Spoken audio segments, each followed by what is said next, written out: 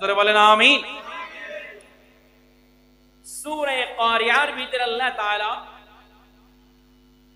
এই দুনিয়ার যখন হায়াত শেষ হয়ে যাবে, এই দুনিয়ার শুরু আছে শেষও আছে। কথা বলেন না কেন?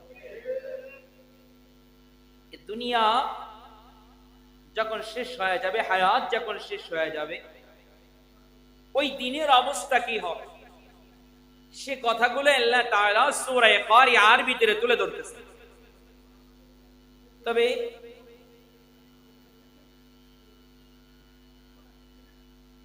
কিয়ামত কবে হবে কেউ জানে না। কে জানে? আরে কথা বলে না, কে জানে? আর যারা বলেন কে জানেন? দুনিয়ার কোন নবীকে আল্লাহ তাআলা ইলম দান করে নাই, কোন রাসূলকে আল্লাহ তাআলা ইলম দান করে নাই, কোন ফেরেশতাকে আল্লাহ তাআলা এই ইলম দান করেন নাই যে কিয়ামত কবে হবে। পাঁচটা ইলম আল্লাহ তাআলা কাউকে দান করে নাই। কোন নবী, রাসূল, মুআল্লিমুল মালায়েকা জিবরাইল, মিকাইল, ইসরাফিল, মালাকুল মউত তাদেরকেও দেওয়া হয় নাই। কয়টা ইলম? কথা বলে না কয়টা? তার ভিতর থেকে একটা কিয়ামত কখন হবে, কোন দিন হবে, এই ইলম আল্লাহ তাআলা কাউকে দান করেন। তবে সরদার দু আলম নবী, বুখারী মুসলিমের রওয়ায়াত, কিয়ামত কবে হবে এটা আল্লাহর হাবিব নিজেও জানেন না। তবে আল্লাহর হাবিব বলেন, সাহাবায়ে কেরাম যখন দেখবা এই এই এই এই আলামতগুলো প্রকাশিত হয়ে গেছে, বুঝে নিও কিয়ামত আর বেশি দূরে নয়। গত নভেম্বর মাসের 17 তারিখে, ভালো করে বুঝবেন আমার কথাগুলো, যারা বাইরে আছেন, যাদের জরুরত নাই তারা সামনে চলে আসেন, ফাঁকা আছে যায়। আমি আপনাদের একটা মিনিট সময় নষ্ট করব না। আমি চেষ্টা করব প্রত্যেকটা বাক্য লফজ কোরআন এবং হাদিস থেকে নির্যাসকৃত কিছু কথা বলার জন্য ইনশাআল্লাহ।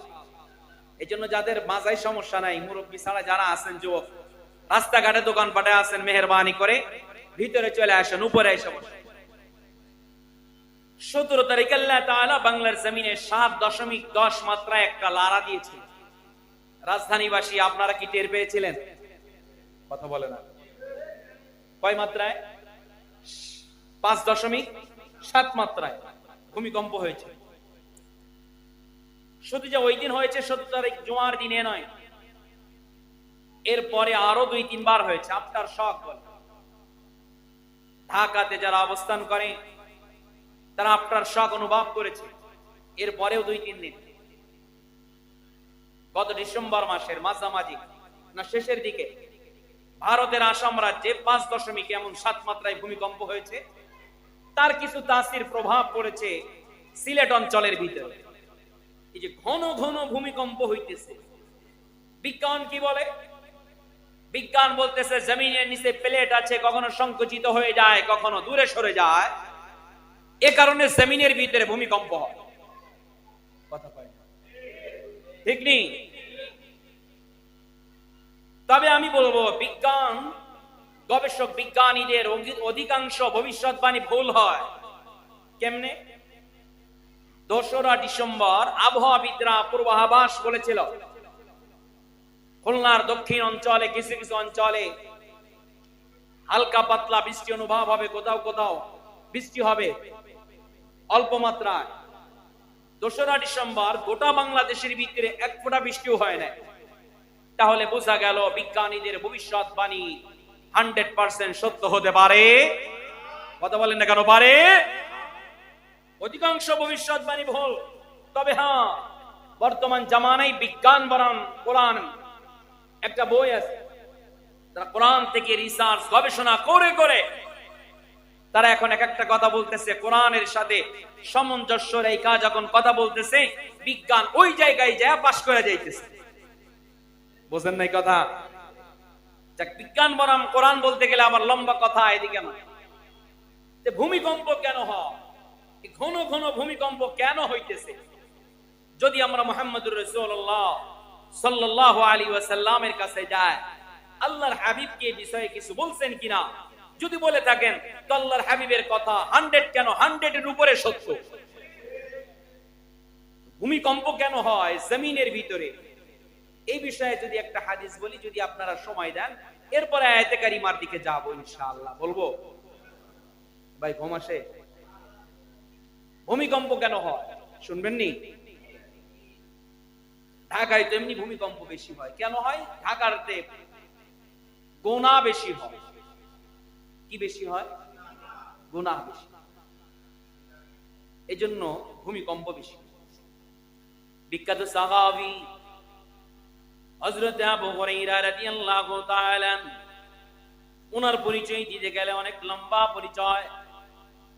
বিখ্যাত সাহাবী হযরত আবু হুরায়রা রাদিয়াল্লাহু তাআলা বলেন, সরদারে দো আলম নবী বলেন, এ আমার সাহাবায়ে কেরাম, যখন দেখবা জমিনের ভিতরে এই এই এই এই কোনা কোনা দৃশ্যমান হয়ে গেছে, আল্লাহর হাবিব বলেন সাহাবায়ে কেরাম, ওই সময় জমিনের ভিতরে ঘন ঘন ভূমিকম্প হবে, কোথাও কোথাও ভূমিধস হয়ে যাবে।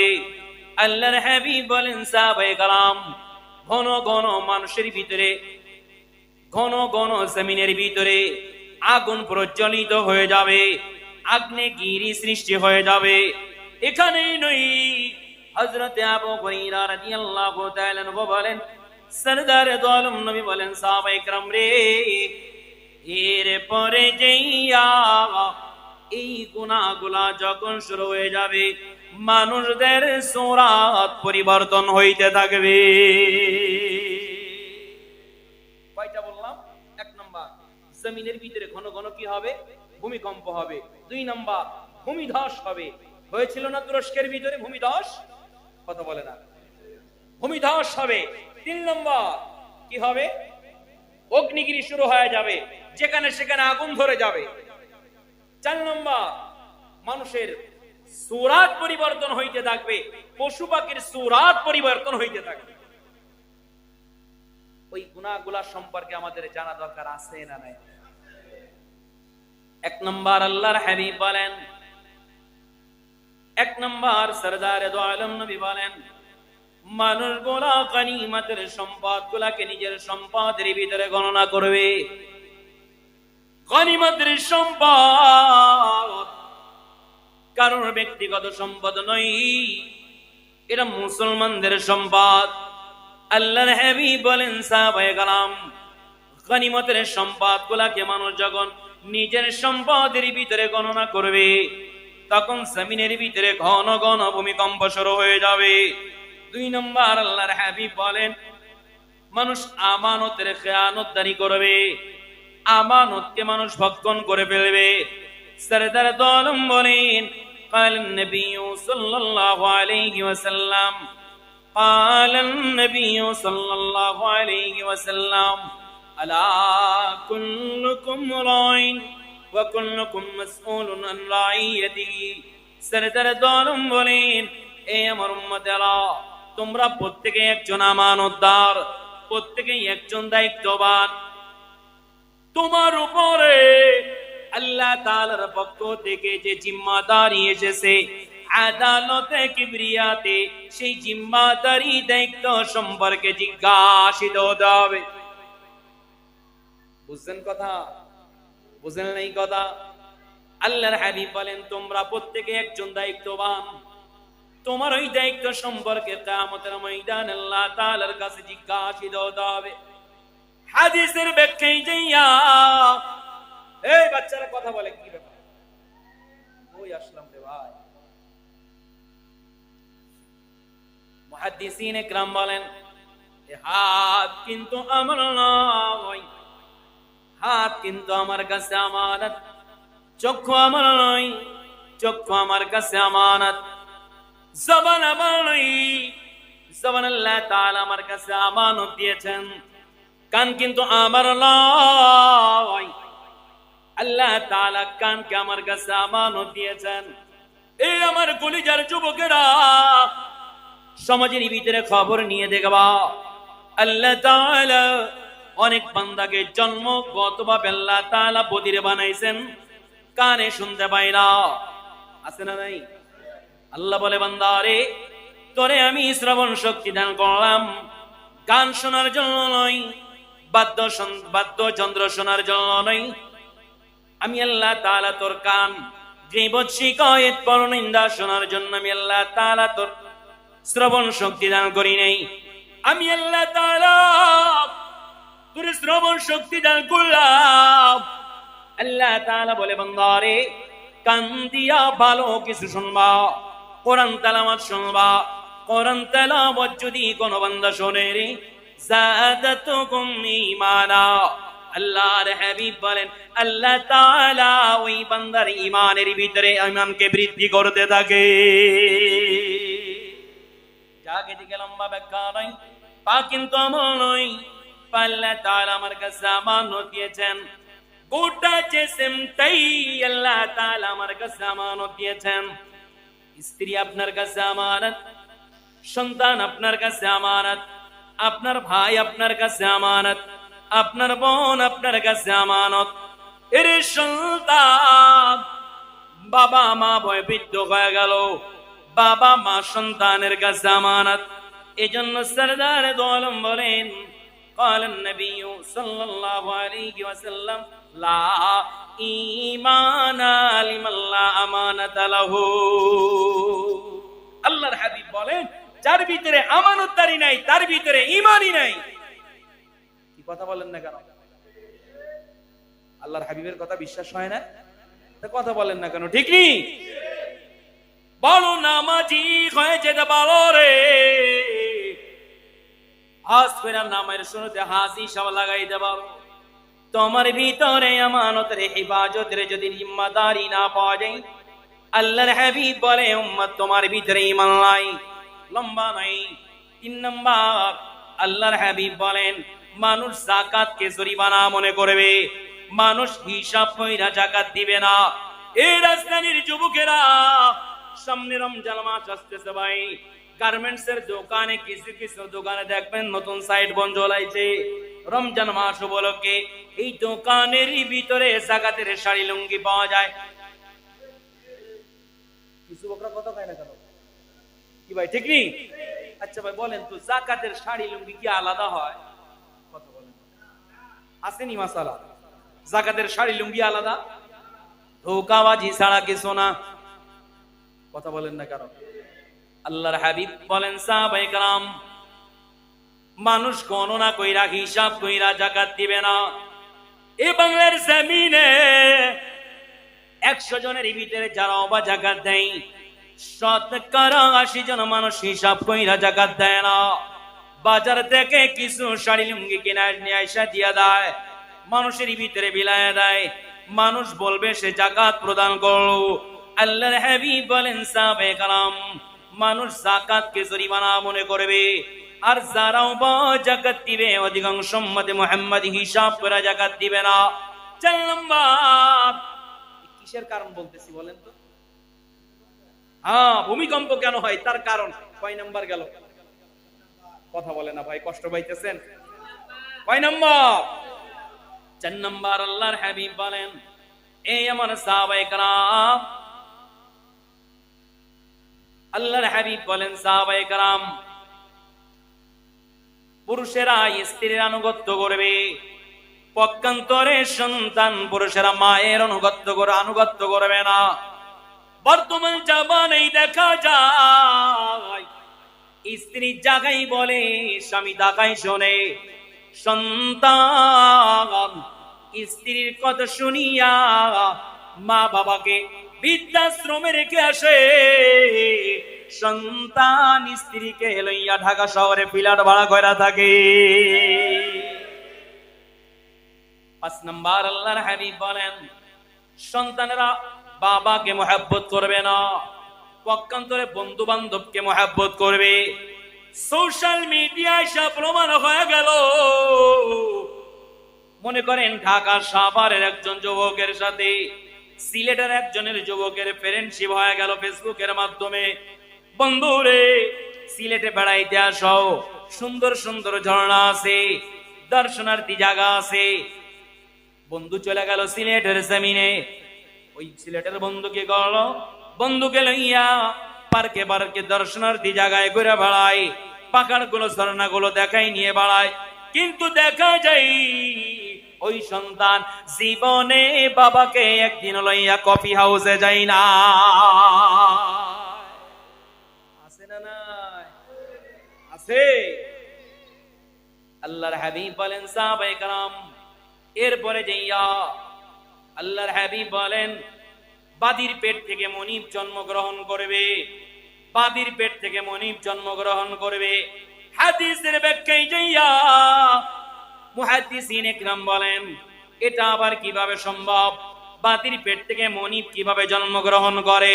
হাদিসের ব্যাখ্যায় যাইয়া মুহাদ্দিসিন ইকরাম বলেন একজন গোলাম, একজন বাদী, সে ভুল করলে, অন্যায় করলে মনিব তার সাথে যে আচরণ করে, আল্লাহর হাবিব বলেন সাহাবায়ে কেরাম কিয়ামতের আগে এমন একটা সময় আসবে যে সময় সন্তানেরা বাবা মায়ের সাথে দুর্ব্যবহার করবে, বাবা মায়ের সাথে খারাপ ব্যবহার করবে।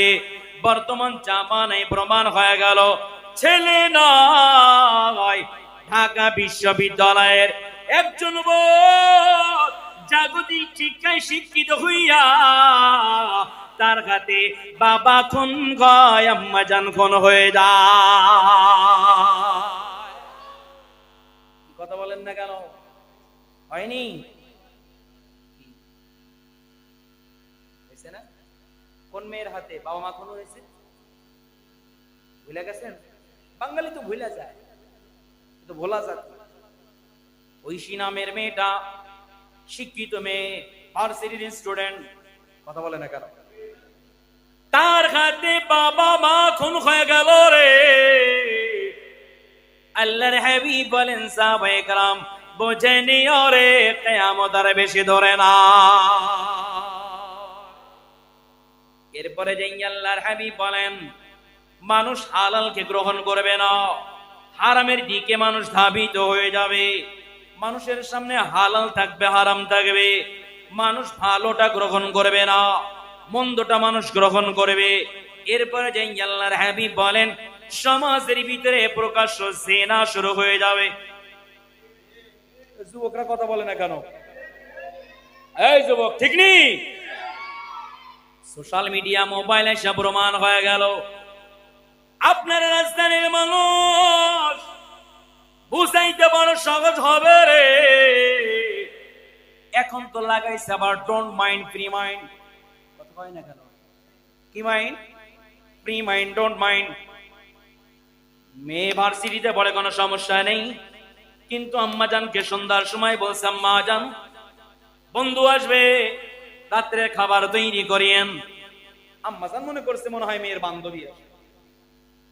ডোন্ট মাইন্ড পরিবার, ফ্রি মাইন্ড, বাবা সন্তান, মেয়ে বাবা, মাইন্ড নেই। ঠিক আছে, সন্ধ্যার সময় আম্মা জান দেখতেছে না মেয়ের কোনো বন্ধু, মেয়ে ফ্রেন্ড আসে নাই, ফ্রেন্ড যেটা আসছে এটা পুরুষ, এক যুবক। ডোন্ট মাইন্ড, কোনো মাইন্ড নেই। বাবা মা এক ঘরে, বন্ধু গেলে ইয়া মেয়ে আর এক ঘরের। আচ্ছা বলেন তো পরিস্থিতিটা কোথায় যে দাঁড়াইছে? এইটা গেল একটা। 2 নাম্বার, মোবাইল এসা এখন ঘরে ঘরে জিনা হয়। আমার দিল বলে বাংলার জমিনে এমন কোন ইউনিয়ন আর ওয়ার্ড নাই যে ওয়ার্ড আর ইউনিয়নের ভিতরে জিনা হয় না। পরকীয়ার হার তো এত বেশি পরিমাণে বেড়ে গেল রে। নভেম্বর মাসের ঘটনা, 3 সন্তানের জননী মোবাইলের ভিতরে পরকীয়া প্রেম হয়ে গেল। স্বামী 3টা সন্তান রাইখা যার সাথে সম্পর্ক ছেলের বাড়ি উঠলো, ছেলের বাড়ি এসে দেখে রে ছেলেটার বয়স মাত্র 13 বছর। নাউজুবিল্লাহ। বাড়িতে যে বলেন, বাসায় যে নাউজুবিল্লাহ বলেন, এখানে বললে মনে হয় কোনাটোনা হবে। জোরে বলেন না নাউজুবিল্লাহ। কি অধপতনে জাতির শুরু হয়ে গেল। 3 সন্তানের জনক, 13 বছরের ছেলের সাথে বড়। জিনা বেড়ে যাবে, প্রকাশ্যে জিনা হয়। ফ্রেন্ডশিপ লাগাইছে, ছেলে মেয়ে ফ্রেন্ডশিপ হয়ে গেল। একজন ছেলে একজন মেয়ে কখনো বন্ধ হতে পারে না।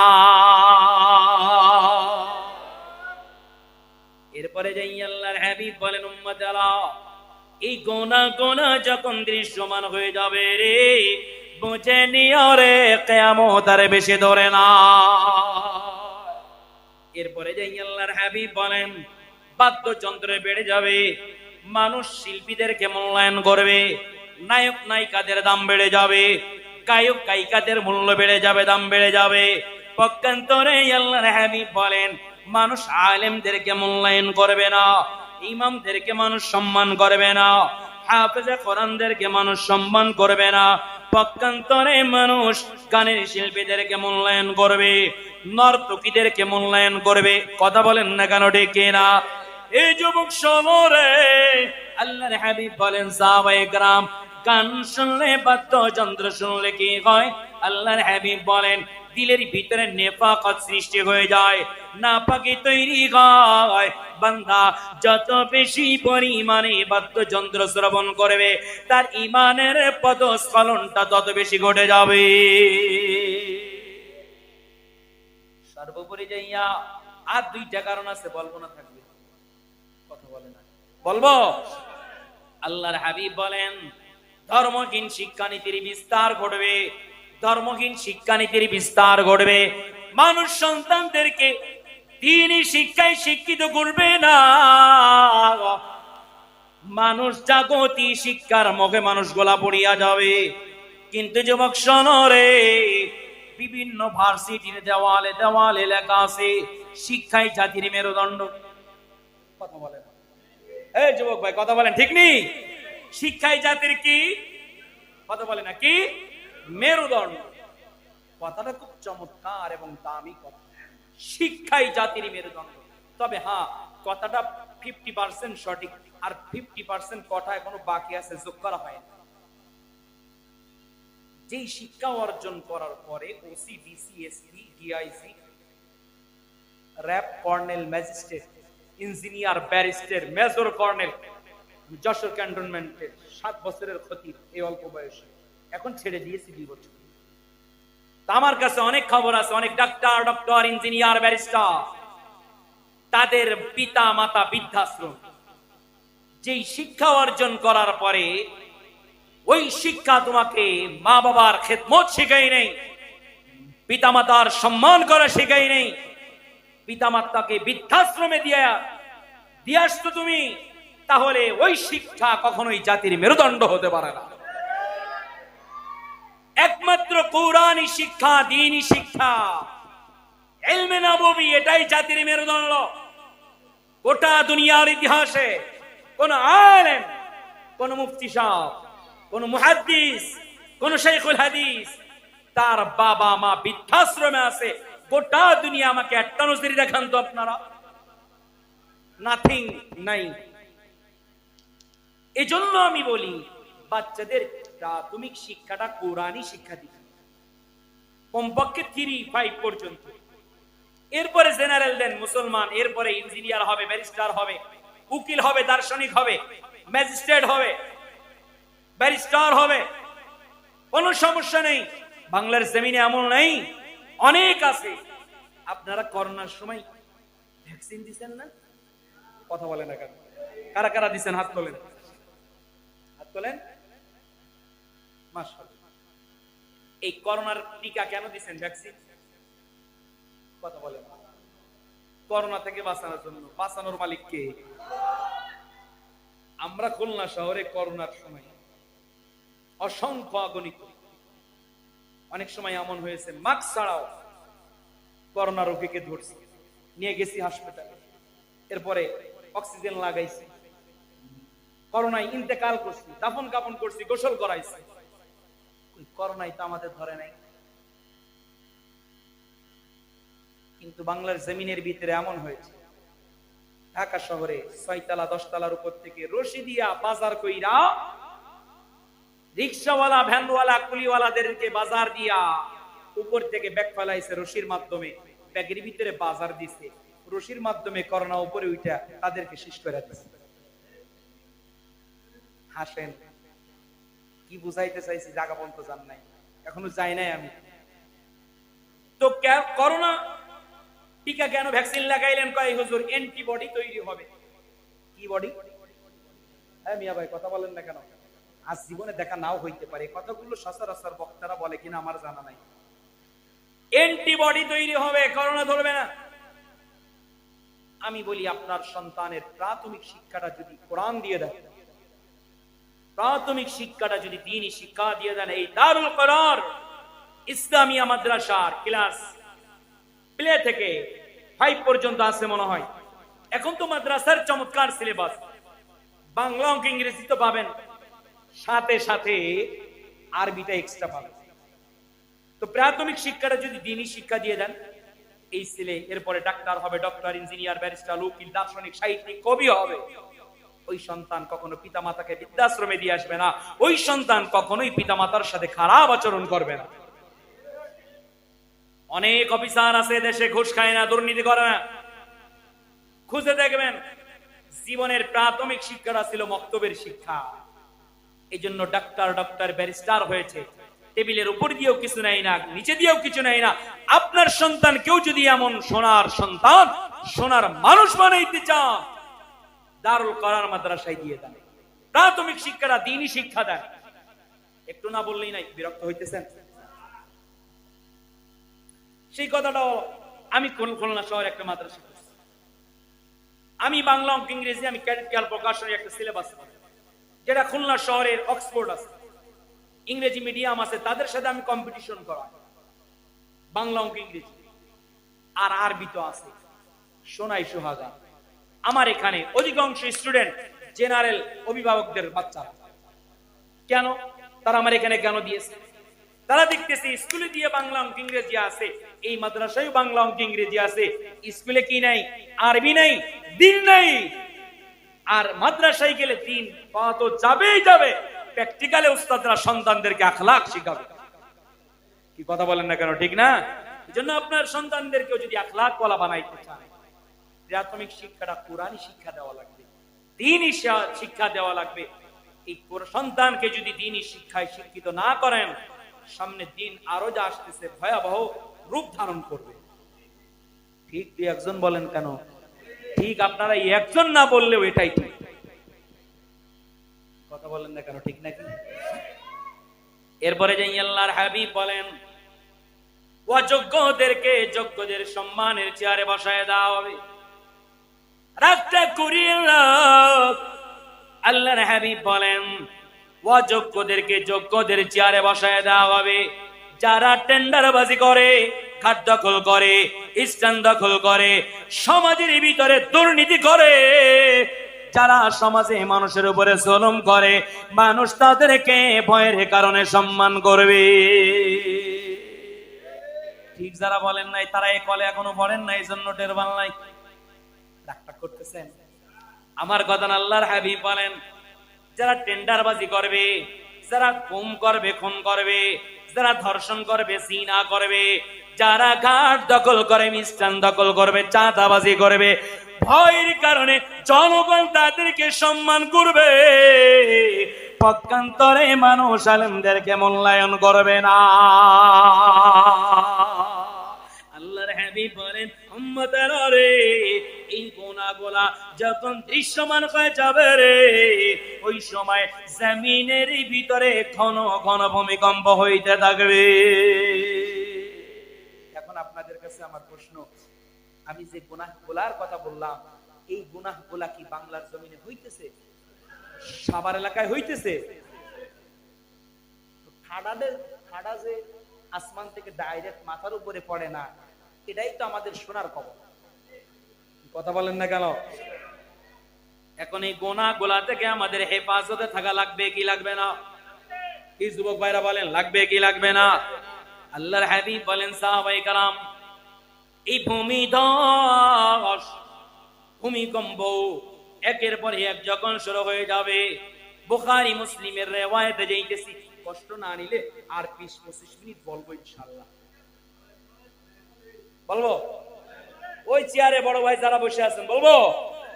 কষ্ট হইতেছে না তো? আল্লাহর হাবিব বলেন, এই গুনাহগুলো যখন একের পর এক চলতেই থাকবে, চলতেই থাকবে, এই জমিনের ভিতরে বড় বড় 3টা ভূমিধস হয়ে যাবে। আল্লাহর হাবিব বলেন সাহাবায়ে কালাম, বুখারী মুসলিমের রওয়ায়াত, গোটা জমিনের পূর্বাঞ্চলে একটা বড় ভূমিধস হয়ে যাবে। গোটা দুনিয়ার পূর্বাঞ্চল, এশিয়া মহাদেশ, ভারত, বাংলাদেশ, পাকিস্তান, ইন্ডিয়া, এরপরে যাইয়া বার্মা, এই দেশগুলা হলো গোটা দুনিয়ার পূর্বাঞ্চল। গোটা জমিনের পূর্বাঞ্চলে বড় একটা ভূমিধস হয়ে যাবে। আল্লাহর হাবিব বলেন সাহাবায়ে কালাম, এরপরে গোটা জমিনের পশ্চিম অঞ্চলে একটা বড় ভূমিধস হয়ে যাবে। আরব উপদ্বীপে বড় একটা ভূমিধস হয়ে যাবে। আল্লাহর হাবিব বলেন সাহাবায়ে কালাম, কিয়ামতের অন্যতম আলামত, ইন্নাস সাফা ওয়াল মারওয়াতা মিন শাইরিল্লাহ, সাফা মারওয়ার মাঝখান দিয়া চতুষ্পদ একটা আজব প্রাণী বাগের হবে। দাব্বাতুল আরদ, এই দাব্বাতুল আরদ নামক চতুষ্পদ প্রাণী মানুষের সাথে কথা বলতে থাকবে। আল্লাহর হাবিব বলেন সাহাবায়ে কেরাম, একটার পরে একটা বড় বড় আলামত গুলা প্রকাশিত হইতে থাকবে। আল্লাহর হাবিব বলেন সাহাবায়ে কেরাম, এরপরে যাইয়া আল্লাহ তাআলা ঈসা আলাইহিস সালাতু ওয়াস সালামকে দুনিয়ার জমিনে পাঠাইবেন। কিন্তু রাজধানীর যুবকেরা এই পর্যন্ত আল্লাহর হাবিব দুনিয়া থেকে বিদায় নেওয়ার পর থেকে প্রায় 1500 বছরের ভিতরে, 1450 বছরের ভিতরে অনেক আল্লাহর বান্দা ইমাম মাহদী দাবি করছে। বর্তমানে একজন আছে পাকিস্তানে, 3.5 হাত বডির ভিতরে বাটি চালান দিলে, বলছেন বাটি চালান দিয়া, বলছেন শুনছেন না জীবনে, এটা দিলেও সুন্নাতের একটা বালা নাই, এই ইমাম মাহদী দাবি করছে। মাইটটা দিয়া লাগে কোন জায়গায় কোন জায়গা মতো মাইট দেওয়া দরকার না। কথা আরে কথা বলেননি, ঠিক নি? পিটানি দিয়ার দরকার। আচ্ছা, ইমাম মাহদীর পরিচয় আল্লাহর হাবিব বলে গেছেন। আল্লাহর হাবিব বলেন সাহাবায়ে কেরাম, আমার নামটা হলো মুহাম্মদ, আমার বাবার নাম আব্দুল্লাহ, আমার মায়ের নাম আমেনা, আমি মুহাম্মদ কুরাইশ বংশের। আল্লাহর হাবিব বলেন সাহাবায়ে কেরাম, ইমাম মাহদী যিনি হবেন আসল নামটা হবে মুহাম্মদ, ইমাম মাহদীর বাবার নাম হবে আব্দুল্লাহ, মায়ের নাম হবে আমেনা। আল্লাহর হাবিব বলেন সাহাবায়ে কেরাম, ইমাম মাহদীর কপালটা হবে চওড়া কপাল, উজ্জ্বল কপাল, নাকটা হবে লম্বা। আল্লাহর হাবিব বলেন ইমাম মাহদী গোটা দুনিয়াটা 7 বছর রাজত্ব করবে। সুবহানাল্লাহ। বাসায় যে ম্যাডামের কানে কানে বললেন সুবহানাল্লাহ বললে গুনাহ হয়? কথা শুনুন, গুনাহ হয়? কি হয়? কি সওয়াব হয়? অনেক সওয়াব হয়। দেখছো, লম্বা বলার সময় নেই। সুবহানাল্লাহর বয়ান শুরু করলে তো এতেই কাম শেষ হয়ে যাবে। একবার যদি কেউ সুবহানাল্লাহ পড়ে, আল্লাহর হাবিব বলেন আযমু মিন উহুদিন, উহুদ পাহাড়কে ওজন করলে যে সওয়াব হয়, এর চাইতেও ভারী নেকি আল্লাহ তাআলা তার আমলনামায় জমা করে দেয়।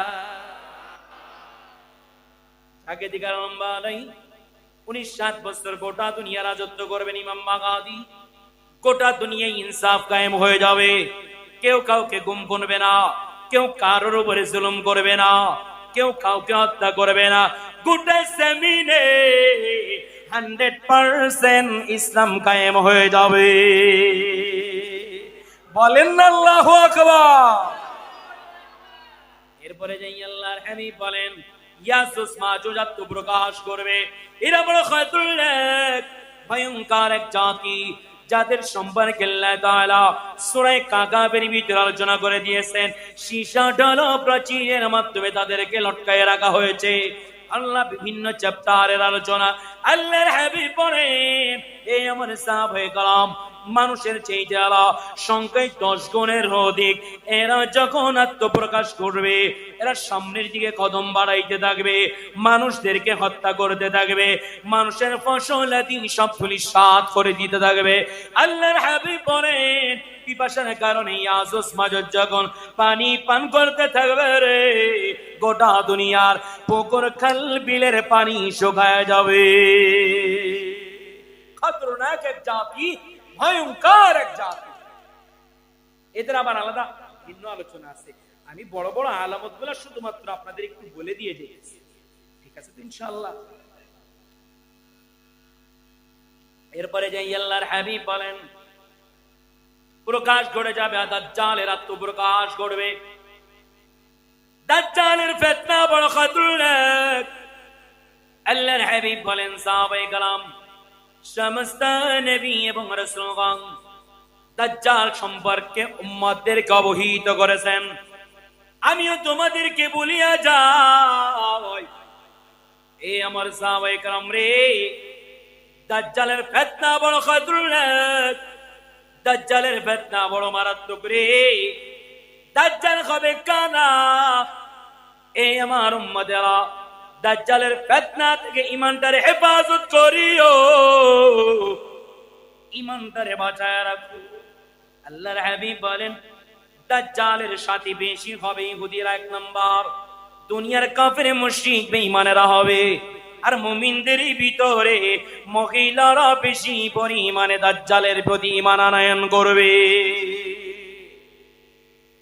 জায়গা এতটুকু জানায় গেলাম দাজ্জালের ফিতনা বড় খতরনাক। এরপরে যে আল্লাহর হাবিব বলেন সাহাবায়ে কেরাম, এরপরে যে আল্লাহ তাআলা ঈসা আলাইহিস সালাতু ওয়াস সালামকে দুনিয়ার জমিনে পাঠাবে। বলেন না আল্লাহু আকবার। ফেরেশতাদের উপরে বরকত কইরা ওনাকে দুনিয়ার জমিনে পাঠাবে। হাদিসের ব্যাখ্যায় মুহাদ্দিসিনে কিরাম বলেন ঈসা আলাইহিস সালাতু ওয়াস সালামের নজর। আচ্ছা বলেন তো, এই ভাই এত কথা বলে কোথায়?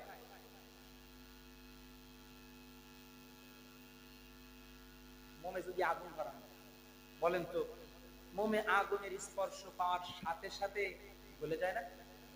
সাথে সাথে।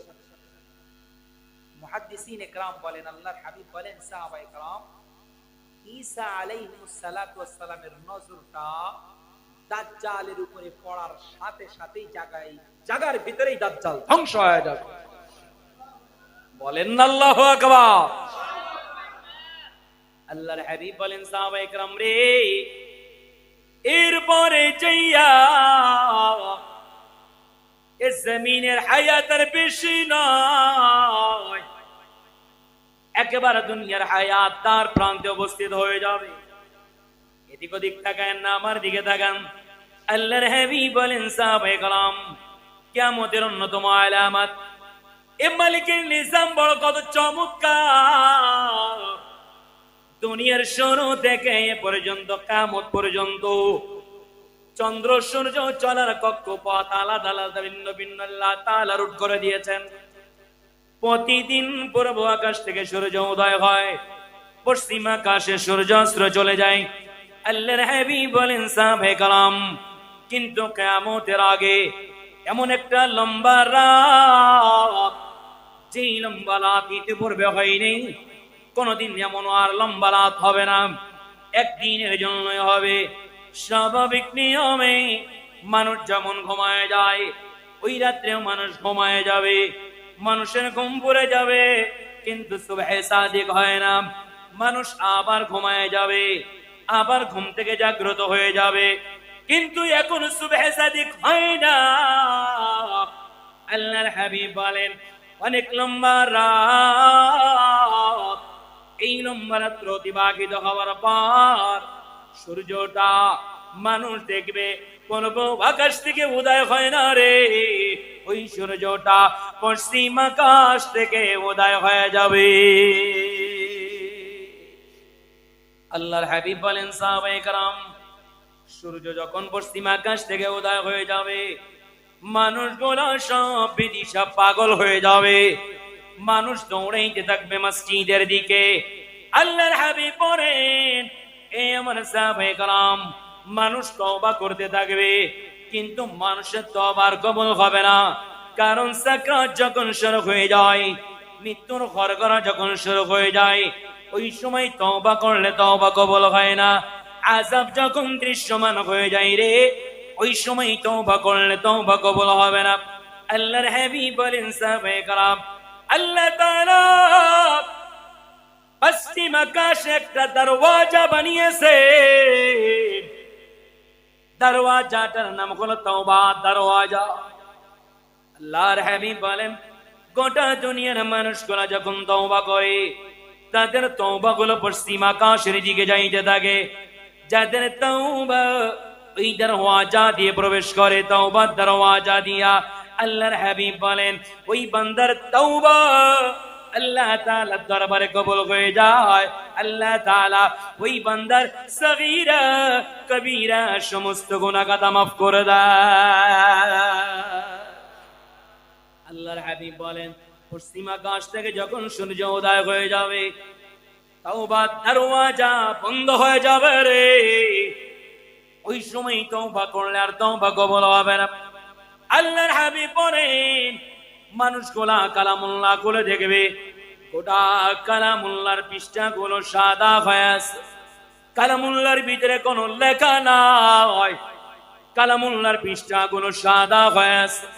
আল্লাহর হাবিব বলেন, পশ্চিম আকাশ থেকে সূর্য উদয় হইতে হইতে মাঝ বরাবর চলে আসবে, পূর্ব আকাশে অস্ত্র যাবে না। ওখান থেকে স্বাভাবিক নিয়মে পশ্চিম আকাশ অস্ত্র চলে যাবে।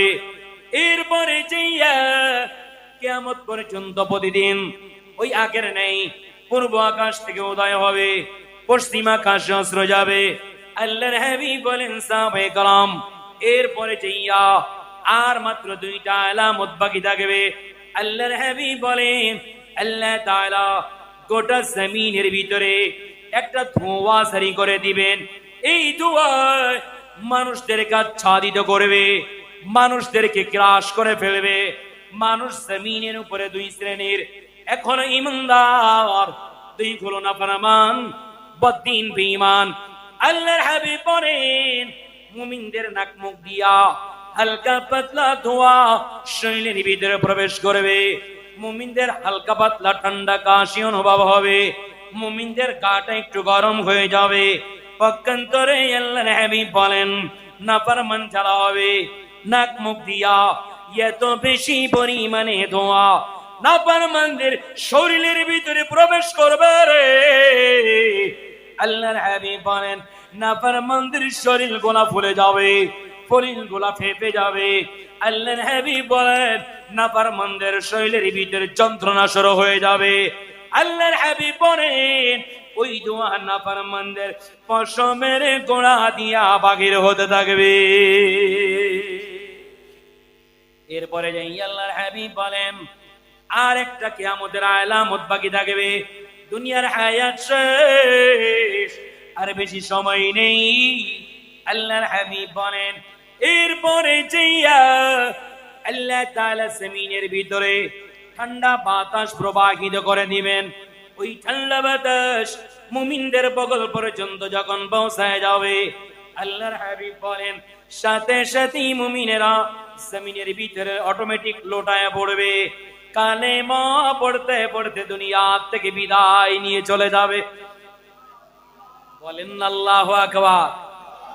আল্লাহর হাবিব বলেন, সাহাবায়ে কেরাম, এরপরে আর দুনিয়ার উপরে একজন মুমিন নাই, কোন মুসলমান নেই, কোন ইমানদার নাই। আল্লাহকে আল্লাহ বলনে ওয়ালা দুনিয়ার উপরে কোন বান্দা নেই।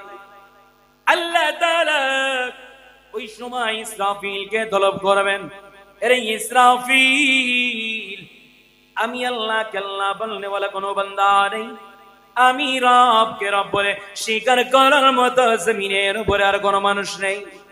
এই জমিনে লাগবো না। ইসরাফিল, তুমি সিংহার ভিতরে ফুক লাগায় দাও। ইসরাফিল সিংহার ভিতরে যখন ফুক লাগাবেন, বিশদ লম্বা আলোচনা সারসংক্ষেপ বলিয়া যায়। ইসরাফিল প্রথম যখন সিংহার ভিতরে ফুক লাগায় দিবে রে, আল্লাহর হাবিব বলেন এই বাঁশির আওয়াজ এত মধুর আওয়াজ, মানুষ সব পাগল পারা হয়ে যাবে, মানুষ বেদিশা হয়ে যাবে। আল্লাহর হাবিব বলেন যারা ক্ষেত খামারে গোস করতে থাকবে, রাস্তার দিকে দৌড়াইতে থাকবে, যারা ঘরের ভিতরে থাকবে এরা রাস্তার দিকে দৌড়াইতে থাকবে। কেন রে? এত সুন্দর বাঁশির আওয়াজ কোথা থেকে আসে রে? এত সুন্দর সুর কোথা থেকে আসে? মানুষগুলা রাস্তার দিকে দৌড়াইতে থাকবে।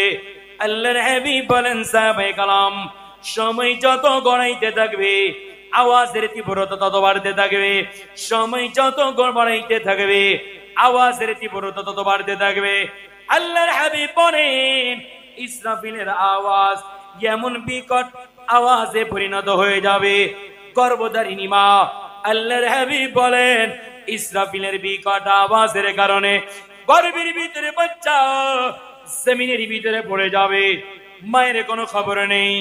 আল্লাহর হাবিব বলেন দুধ পানকারী শিশু মায়ের স্তনে দুধ পান করতে থাকবে, ইসরাফিলের বিকট আওয়াজের কারণে দুধ পানকারী শিশু মায়ের কোল থেকে জমিনের ভিতরে পড়ে যাবে, মায়ের কোনো খবর নেই। আল্লাহর হাবিব বলেন বিকট আওয়াজে পরিণত হয়ে যাবে। এই জন্য আল্লাহ তাআলা বলেন আল কারিয়া, বিকট আওয়াজ করাঘাতকারী, অন্তরাত্মা কাঁপিয়ে তুলবে। বিকট আওয়াজের কারণে আল্লাহর হাবিব বলেন 99তম সূরা ইদা যুলজিলাতিল আরদু জিলজালাহা, ইসরাফিলের বিকট আওয়াজের কারণে জমিন লড়াচড়া শুরু করে দিবে। আসমান ইসরাফিলের আওয়াজের কারণে আসমান লড়াচড়া শুরু করে দিবে, নক্ষত্র তারকারাশি জায়গাগুলো ছেড়ে দিবে। আল্লাহর হাবিব বলেন আসমানের চন্দ্র নক্ষত্র সূর্য কইলা কইলা চূর্ণ বিচূর্ণ হয়ে জমিনের ভিতরে পড়ে যাবে। পাগাড়ে পানে যাएंगे जमीन पर जलजला होगा।